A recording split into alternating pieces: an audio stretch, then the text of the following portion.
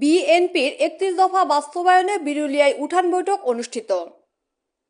বিএনপির ভারপ্রাপ্ত চেয়ারম্যান তারেক রহমান ঘোষিত ৩১ দফা বাস্তবায়নের লক্ষ্যে সাভারের বিরুলিয়ায় উঠান বৈঠক অনুষ্ঠিত হয়েছে। ৯ সেপ্টেম্বর মঙ্গলবার বিকালে বিরুলিয়া ইউনিয়নের সাদুল্লাপুর ছোট ওয়ালিয়া এলাকায় এ উঠান বৈঠকের আয়োজন করে বিরুলিয়া ইউনিয়ন বিএনপির অঙ্গ সংগঠনের নেতাকর্মীরা।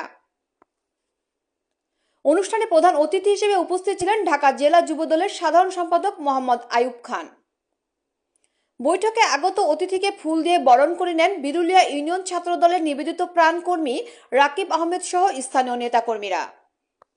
এ সময় আরও উপস্থিত ছিলেন সাভার থানা যুবদলের পদপ্রার্থী শাহজাহান, সাভার থানা যুবদলের সাধারণ সম্পাদক পদপ্রার্থী সুমন শিরালী, বিরুলিয়া ইউনিয়ন যুবদলের সভাপতি পদপ্রার্থী মোহাম্মদ শাহাবুদ্দিন সাহা, এছাড়াও সাভার থানা যুবদল নেতা আওলাদ হোসেন সহ বিএনপির অঙ্গ সংগঠনের অসংখ্য নেতাকর্মী।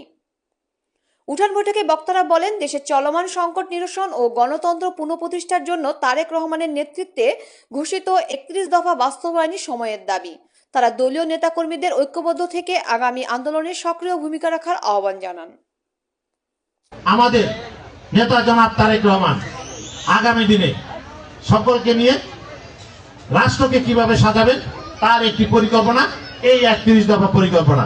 এই যে ৩১ দফা, এই ৩১ দফাটা তারেক রহমান, যদি আপনারা সকলে আমাদের নেতা জনাব তারেক রহমানকে রাষ্ট্র ক্ষমতায় দেখতে চান, তাহলে আমাদের নেতা যাকে ধানের শীষ প্রতীক দিবে, আপনারা সকলে ধানের শীষের প্রতীকের ক্যান্ডিডেটকে মনোনীত করবেন, তাকে নির্বাচিত করবেন।